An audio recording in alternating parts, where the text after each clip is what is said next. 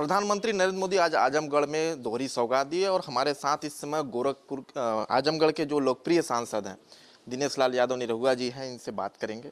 आपको उपचुनाव के बाद बहुत कम समय मिला, आजमगढ़ में किस तरह से कार्य हुआ और आगे की क्या रणनीति है?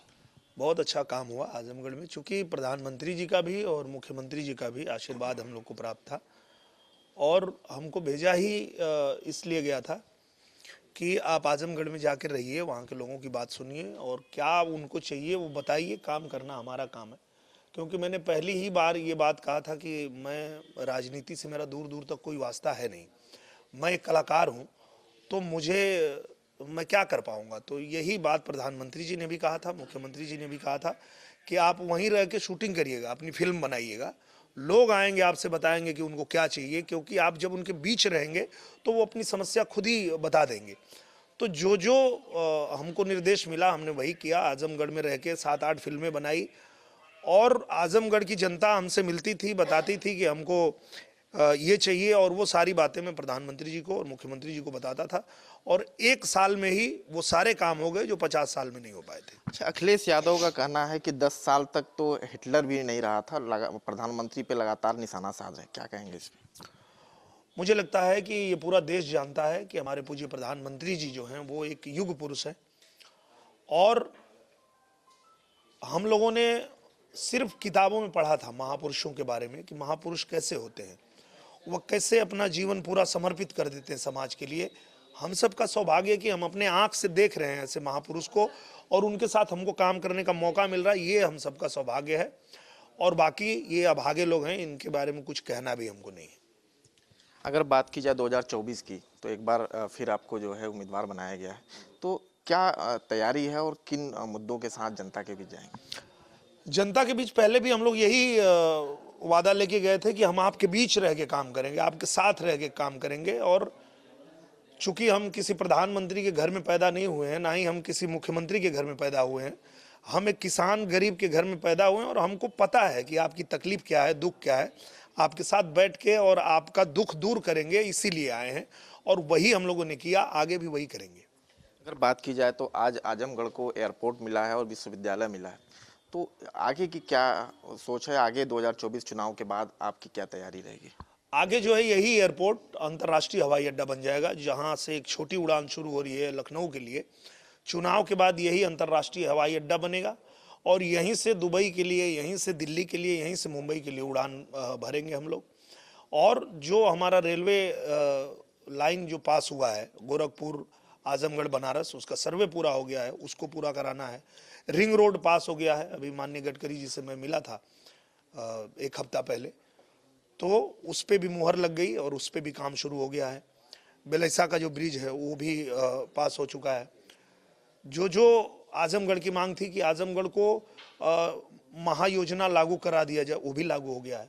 तो अब पहले ऐसा होता था कि यहाँ कोई अगर रोजगार लगाना चाह रहा है, कोई बहुत बड़ा उद्योग लाना चाह रहा है, तो वो नहीं कर पाता था क्योंकि यहाँ महायोजना नहीं थी, मास्टर प्लान नहीं था। पर वो भी पूज्य महाराज जी ने उसको लागू कर दिया है। तो ये जितने दुनिया में हम लोग के संपर्क में लोग हैं जो बड़े बड़े उद्योग लगाना चाहते हैं, फैक्ट्रियां खोलना चाहते हैं, उनको भी अब हम ला पाएंगे और ज़्यादा बड़ा से बड़ा इन्वेस्टमेंट करा पाएंगे। और आजमगढ़ के लोगों को आजमगढ़ के बाहर जाने की आवश्यकता नहीं पड़ेगी कि हमको रोजगार के लिए कहीं जाना पड़े, वो उनको यहीं उपलब्ध होगा। इसके लिए हम लोग यहाँ पे काम करेंगे। आज प्रधानमंत्री नरेंद्र मोदी ने आजमगढ़ कहा, एक नया शब्द कहा। इसके पहले भी आजमगढ़ के नाम को लेकर एक बार चर्चा हो चुकी है, तो क्या लगता है कि नाम भी कुछ आगे चल के बदलने की? प्रधानमंत्री जी जब कुछ कहते हैं तो बहुत सोच के साथ और दूरदृष्टि के साथ बात करते हैं। 10 साल पहले जब प्रधानमंत्री जी ने जो जो बातें कही थी वो आज हम देख रहे हैं कि वो सब पूरा हो गया। आज भी जो बात प्रधानमंत्री जी मंच से कह रहे थे वो निश्चित रूप से पूरा होगा, हम लोग को पूरा भरोसा है। उसका कारण मैं आपको एक प्रमाण देता हूं कि नए भारत का नव युग में नया निर्माण है मंदिर, और ये भारत विकसित राष्ट्र भी बनेगा, इसका सबसे बड़ा प्रमाण है मंदिर। हमारे दर्शकों के लिए 2 लाइन कुछ गीत के रूप में हो जाए। मुझे लगता है कि आज के डेट में जब हम देखते हैं मोदी जी को, योगी जी को, तो दिल से यही लाइन निकलती है कि मोदी योगी इस कलयुग में राम लला के दूत हैं और भारत माता कहती है ये दोनों मेरे सपूत हैं। अगर बात की जाए 2024 की, तो एक बार फिर आपको जो है उम्मीदवार बनाया गया है, तो क्या तैयारी है और किन मुद्दों के साथ जनता के बीच जाएंगे?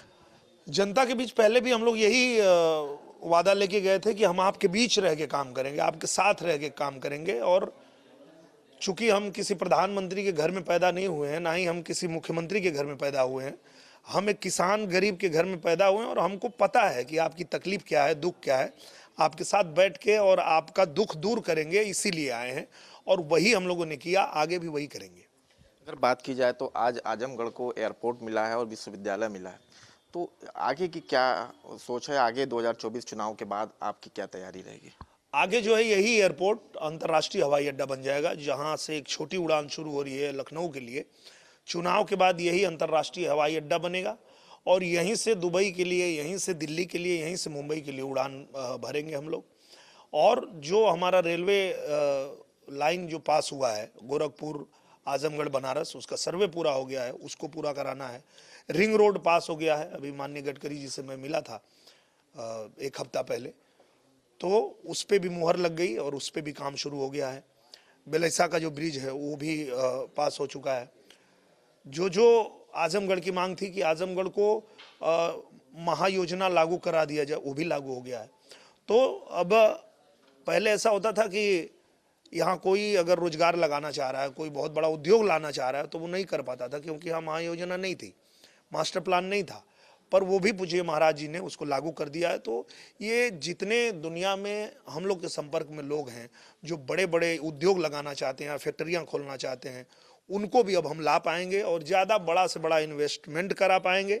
और आजमगढ़ के लोगों को आजमगढ़ के बाहर जाने की आवश्यकता नहीं पड़ेगी कि हमको रोजगार के लिए कहीं जाना पड़े, वो उनको यहीं उपलब्ध होगा।